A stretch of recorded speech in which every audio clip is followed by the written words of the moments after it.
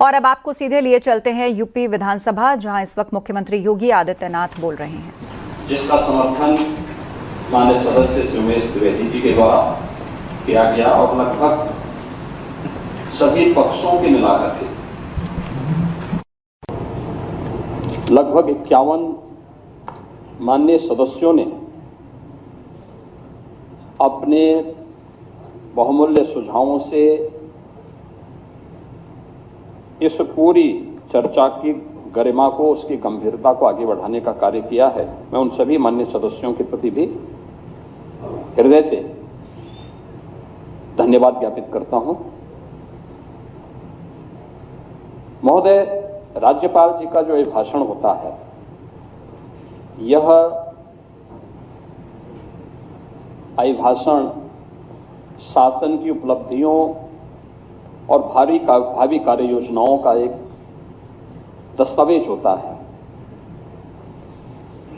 सरकार के क्या कार्य हैं और सरकार की कार्रवाई के परिणाम क्या हैं, प्रतिवर्ष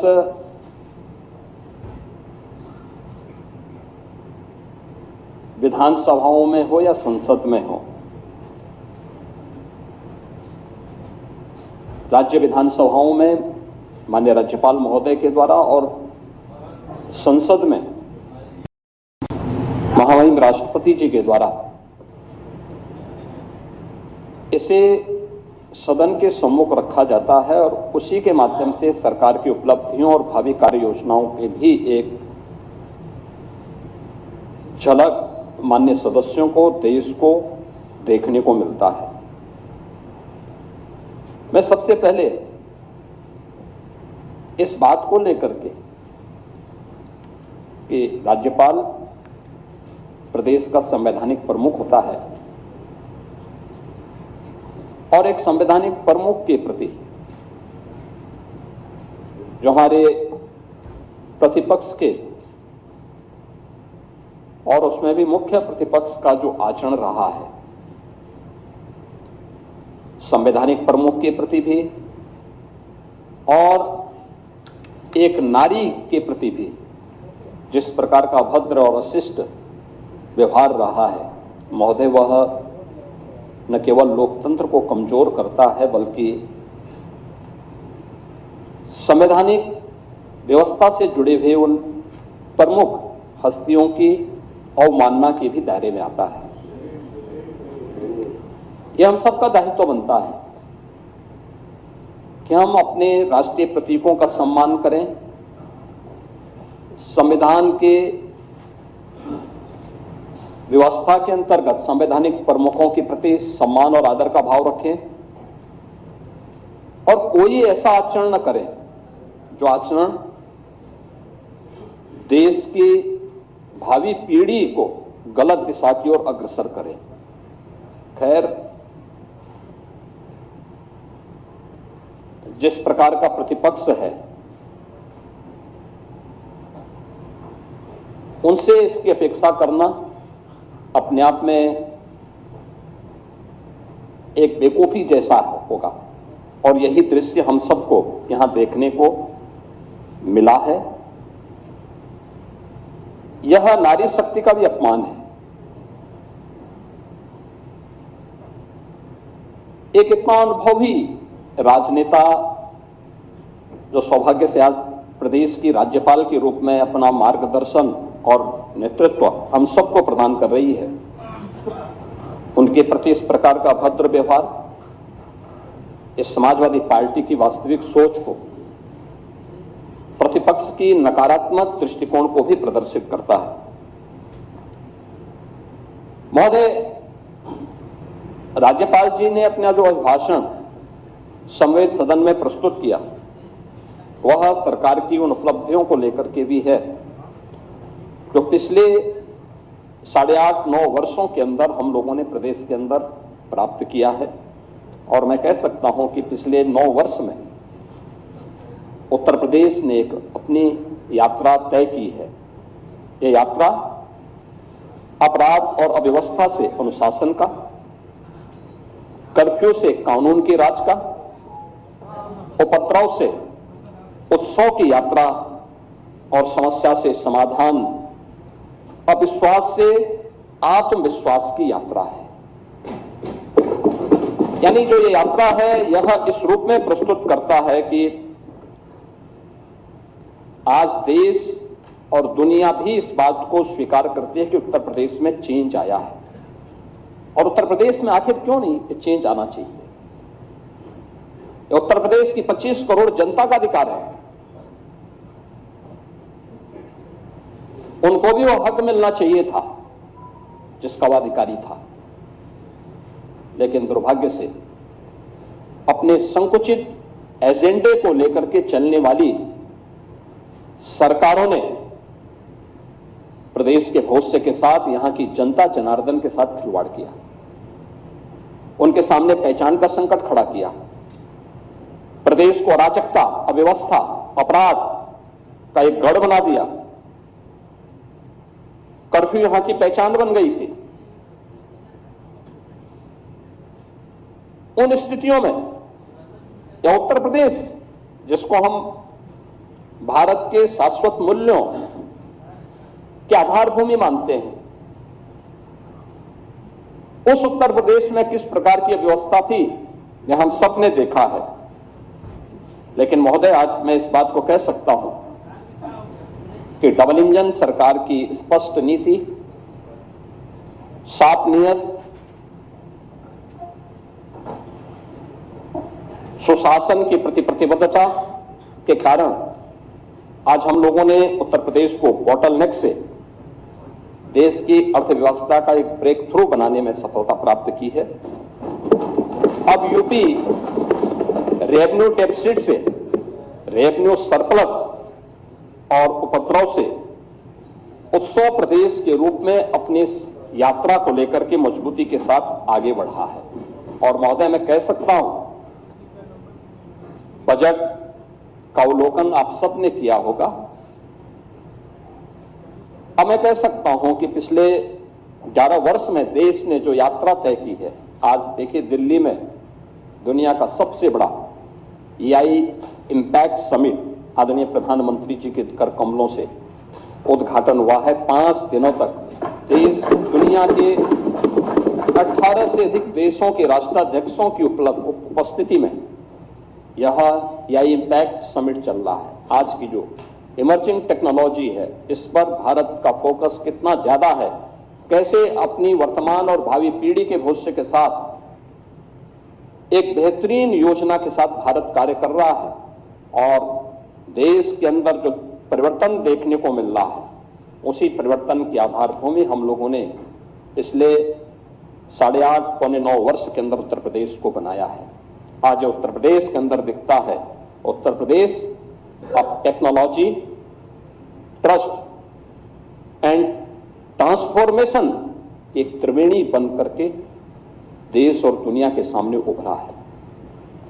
ये त्रिवेणी हमारे लिए टेक्नोलॉजी, ट्रस्ट एंड ट्रांसफॉर्मेशन इसलिए भी महत्वपूर्ण है। हम इस बात को जानते हैं कि उत्तर प्रदेश की धरती प्रयागराज की धरती है।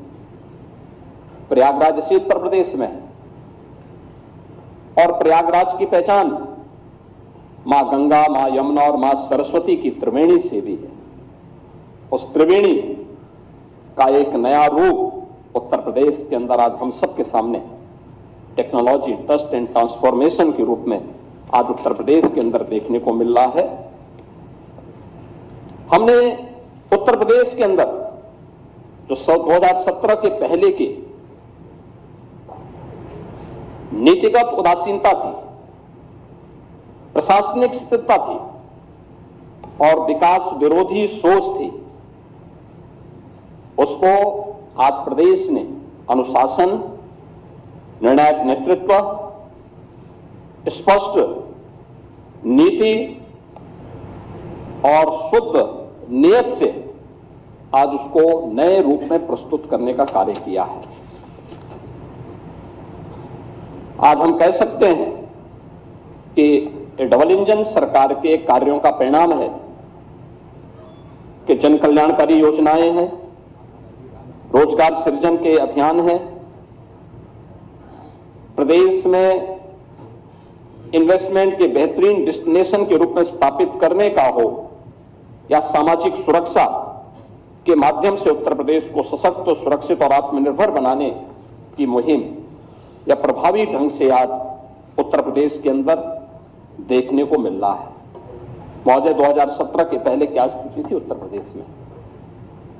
2017 के पहले सत्ता के संरक्षण में पल रहे गुंडे और माफिया एक समानांतर सरकार का संचालन करते थे। गुंडा टैक्स और अवैध वसूली उत्तर प्रदेश की नियत बन चुकी थी। One district one mafia Uttar Pradesh को झकझोरता था। कानून चंद हाथों की जागीर बन चुका था। कर्फ्यू और दंगा आम बात हो गई थी। पर्व और त्योहार आस्था नहीं, आशंका के केंद्र बन जाते थे। पुलिस का मनोबल टूटा था। न बेटी सुरक्षित थी, न व्यापारी सुरक्षित था। प्रदेश की छवि अराजकता और अस्थिरता का पर्याय बन गया था। महोदय, 2017 के बाद यही उपद्रवग्रस्त उत्तर प्रदेश आज उत्सव प्रदेश बन गया है।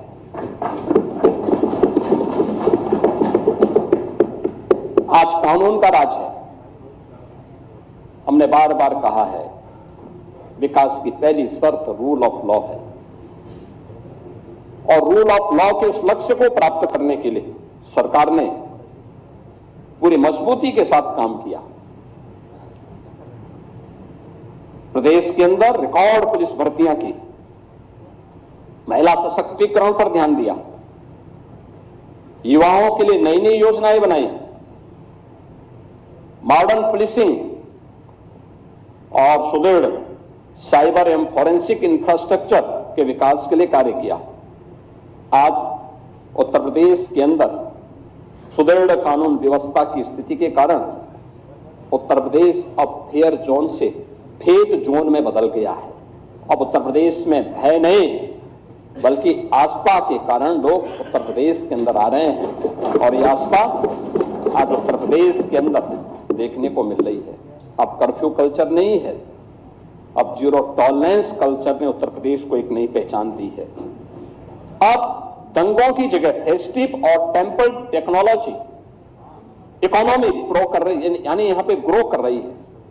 जो पहले उत्तर प्रदेश के अंदर एक भय की दंगों के कारण अव्यवस्था थी, आज उसकी जगह उत्सव है, यानी फेस्टिव एंड टेम्पल इकोनॉमी प्रदेश के अंदर ग्रो कर रही है। आपने देखा होगा महाकुंभ में 66 करोड़ से अधिक श्रद्धालुओं का आगमन। अभी प्रयागराज में माघ मेला संपन्न हुआ है, कल ही संपन्न हुआ है। कोई सोचता था प्रयागराज में माघ मेला में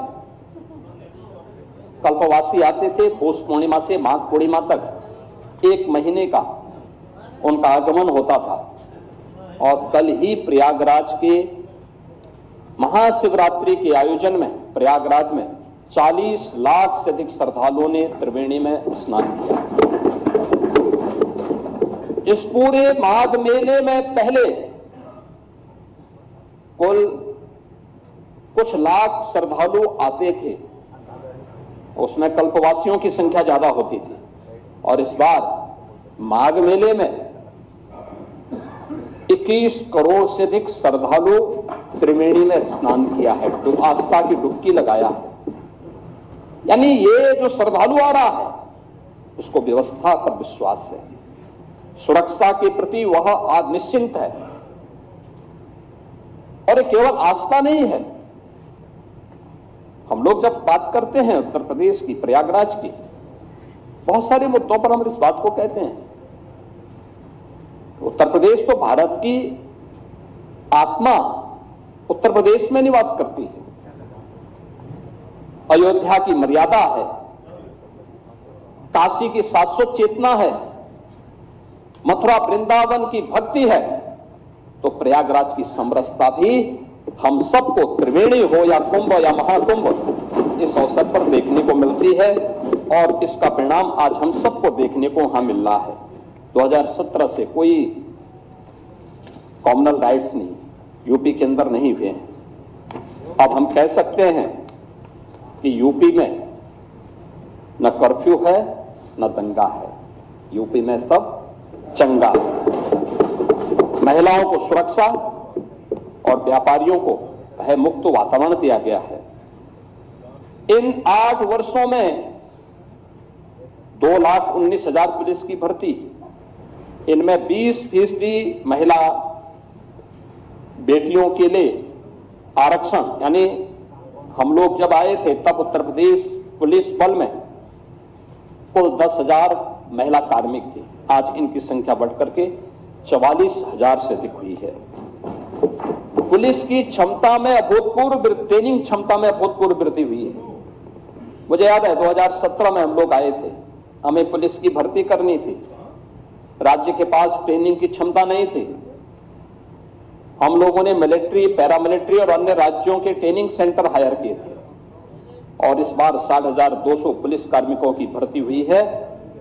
इन सब की ट्रेनिंग हम उत्तर प्रदेश के स्वयं के ट्रेनिंग केंद्रों में, ट्रेनिंग सेंटर्स में उनकी ट्रेनिंग आज सफलतापूर्वक प्रदेश के अंदर हो रही है। आज पुलिस की अवस्थापना सुविधाओं में अभूतपूर्व परिवर्तन हुआ है। अब खपड़ेल के बैरक की जगह हाई राइज बिल्डिंग में पुलिस कार्मिकों के लिए बैरक बनाए गए हैं। 7 पुलिस कमिश्नरेट मॉडर्न पुलिसिंग का एक नया मॉडल प्रस्तुत कर रहे हैं, तो साइबर थाना और साइबर सेल इनकी पहचान को और तेजी के साथ आगे बढ़ा रहे हैं।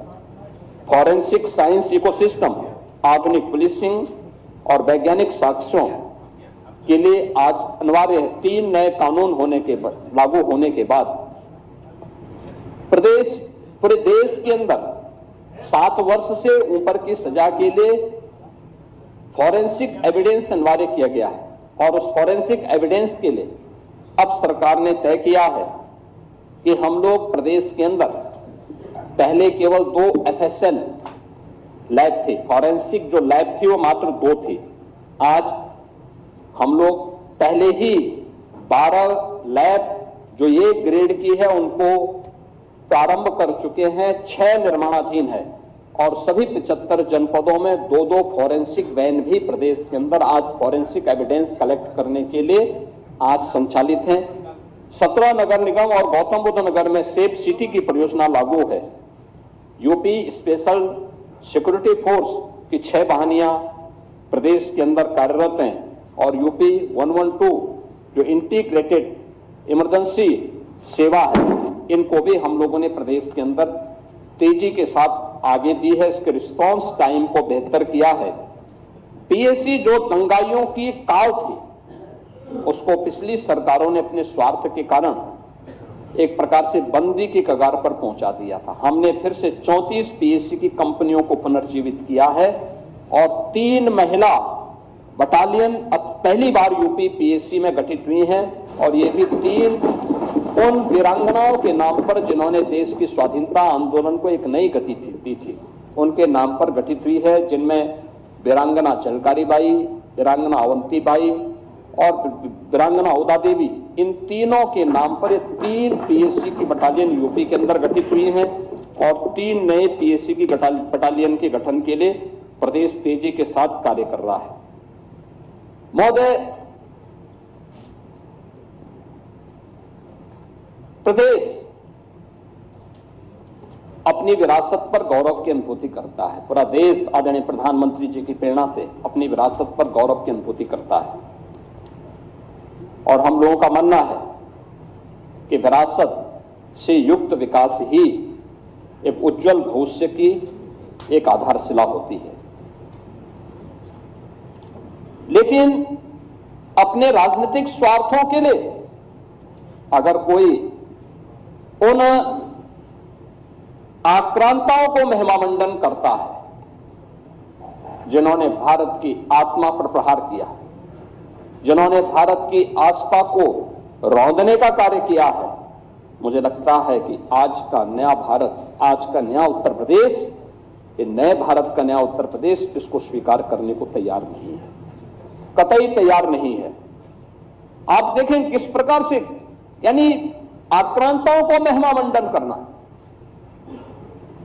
देशद्रोही तत्वों के समर्थन में बयानबाजी करना या राष्ट्रीय प्रतीकों के प्रति अपमानजनक टिप्पणी करना, ये किसी राष्ट्रद्रोह से कम नहीं। वंदे मातरम का 150वां वर्ष चल रहा है। कुछ लोग हैं, उनमें राष्ट्रगीत जिसे भारत के संविधान सभा ने सर्वसम्मति से सम्मान देकर के राष्ट्रगीत के रूप में प्रस्तुत किया, और हम आभारी हैं प्रधानमंत्री मोदी जी के, जिन्होंने राष्ट्रगीत को अनिवार्य रूप से देश के अंदर लागू करने के लिए एक नोटिफिकेशन जारी करवाया। ये राष्ट्रगीत भारत के आन मान शान का प्रतीक है। हर भारतवासी को अपने पुरातन वैभव पर गौरव की अनुभूति करनी चाहिए, और इन सभी प्रतीकों के साथ साथ राष्ट्र नायकों का सम्मान हम सब भारतीयों का दायित्व बनता है। अगर हम आक्रांताओं का महिमामंडन कर रहे हैं और राष्ट्र के प्रतीकों का, भारत के तिरंगे का, भारत के राष्ट्रगान का, भारत के राष्ट्रगीत का, भारत के महापुरुषों का अपमान कर रहे हैं, तो एक प्रकार से हम संविधान की अवहेलना कर रहे हैं। मैं पूछना चाहता हूं समाजवादी पार्टी और कांग्रेस से, एक तरफ संविधान के नाम पर जनता की आंखों में धूल झोंकने का कार्य कर रहे हैं और दूसरी तरफ वंदे मातरम जैसे राष्ट्रगीत का इनके द्वारा विरोध करवाया जा रहा है। इनके सदस्य धड़ल्ले से बोल रहे हैं कि हम वंदे मातरम के लिए खड़े नहीं होंगे, हम नहीं गाएंगे। क्या मतलब है इसका? यानी हिंदुस्तान में रहोगे और भारत के राष्ट्रगान और राष्ट्रगीत को गाने में आपको दिक्कत होती है, ये चीजें नहीं चल सकती हैं। ये भारत के संविधान निर्माताओं का अपमान है, ये बाबा साहब भीमराव अंबेडकर का अपमान है, क्योंकि उसी संविधान सभा ने, याद रखना, 24 जनवरी 1950 को वंदे मातरम को भारत के राष्ट्रगीत के रूप में मान्यता दी थी। और हर भारतीय का दायित्व बनता है हम भारत के इन प्रतीकों को पूरी तरह सम्मान दें। हम कोई भी ऐसा कार्य न करें। मुझे आश्चर्य होता है, समाजवादी पार्टी के लोग गाजी के मेले का समर्थन करते हैं। ये गाजी कौन था? ये गाजी जो भारत की परंपरा और संस्कृति को रौंदने के लिए आया था। श्रावस्ती के तत्कालीन नरेश महाराज सुहेल देव के नेतृत्व में हिंदू राजाओं ने उसको रौंद डाला। सम्मान महाराज सुहेल देव को मिलना चाहिए था, और ये मुझे आनंद की अनुभूति होती है कि हमारी डबल इंजन सरकार ने महाराज सुहेल देव के नाम पर बहराइच की चित्तौड़ा नामक स्थान पर महाराज सुहेल देव का भव्य स्मारक बना कर, यह हमारी सरकार को गौरव की अनुभूति होती है कि महाराज सुहेल देव के नाम पर एकमात्र विश्वविद्यालय यह हमारी डबल इंजन की सरकार ने बनाया है। आजादी के बाद लोक माता अहिल्याबाई होलकर को सम्मान ये डबल इंजन की सरकार ने दिया है। आदरणीय प्रधानमंत्री जी ने लोक माता का एक भव्य प्रतिमा काशी विश्वनाथ धाम में स्थापित करवाई है, लेकिन गुमराह करना, असत्य वाचन करना और उसके माध्यम से गुमराह करने की जो प्रवृत्ति है समाजवादी पार्टी की, आज समाजवादी पार्टी लोक माता के नाम पर इसी प्रकार को गुमराह कर रही है। राम मंदिर का विरोध करते हैं, काशी विश्वनाथ धाम का विरोध करते हैं, क्या उस प्रकार के तत्वों को प्रश्रय देते हैं? ये प्रवृत्ति दिखाती है इनको भारत की आस्था के प्रति कोई सम्मान नहीं है, कोई सम्मान नहीं है। जन्माष्टमी को रोकने का काम,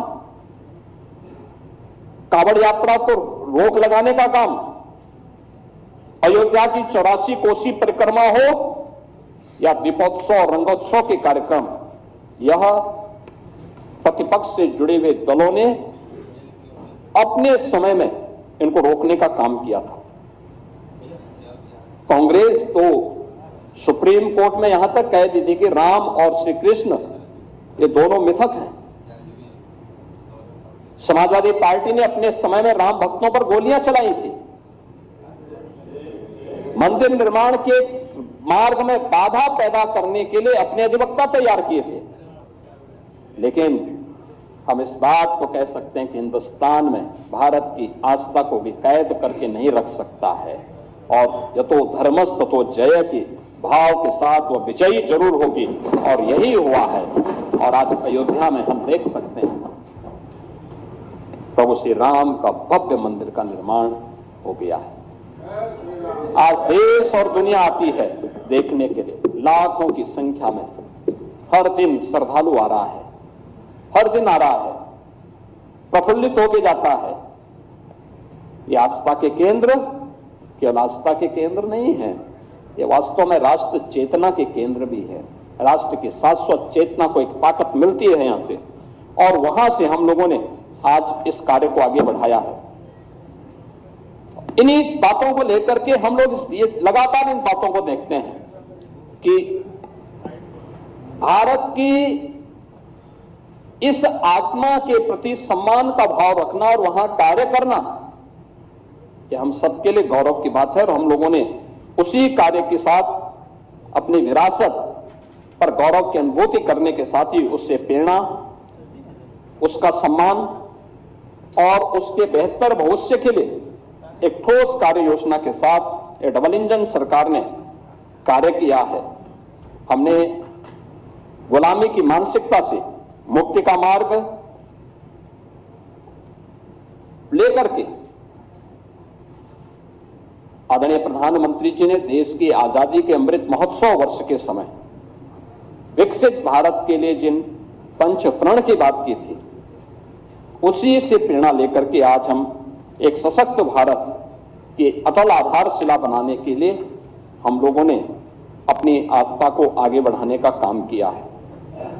आज प्रयागराज हो, अयोध्या हो, काशी हो, मथुरा वृंदावन हो, विंध्याचल हो, चित्रकूट हो, सुखतीर्थ हो, संभल, बरेली, नैमिषारण्य, ये जितने भी पावन तीर्थ हैं, हमारे बौद्ध परिपथ हैं, अन्य भारत में जन्मी हुई उपासना विधियों से जुड़े हुए जितने भी तीर्थ स्थल हैं, इन सब के समग्र विकास के लिए आज वहां पर जन सुविधाओं के विकास करने के साथ ही डबल इंजन सरकार ने उनके समग्र विकास के लिए भी कार्य प्रारंभ किया है। आज उत्तर प्रदेश की पहचान, जब मैं उत्सव प्रदेश की बात कर रहा हूं तो उसकी पहचान दीपोत्सव से होती है। आज उसकी पहचान देव दीपावली से होती है, आज उसकी पहचान रंगोत्सव से होती है। अब ये केवल एक आयोजन मात्र नहीं है, बल्कि यह भारत के आध्यात्मिक गौरव का एक वैश्विक उत्सव के रूप में इन्होंने अपनी एक पहचान बनाई है। कौन ऐसा भारतीय होगा जिसने अयोध्या के दीपोत्सव को, काशी के देव दीपावली को और मथुरा वृंदावन के रंगोत्सव के कार्यक्रम के साथ आत्मिक भाव के साथ में जुड़ा हो। और आस्था का सम्मान करने का परिणाम क्या है? यही उत्तर प्रदेश, जिसको बीमारू राज्य कहकर के लोग इसकी तौहीन करते थे, इसके बारे में हंसते थे, तमाम प्रकार की टिप्पणियां करते थे, और जब हम लोग 2017 में आए थे तब उत्तर प्रदेश की जो जीएसडीपी थी यह मात्र 13 लाख करोड़ की थी। और यानी 1947 से लेकर के 2017 तक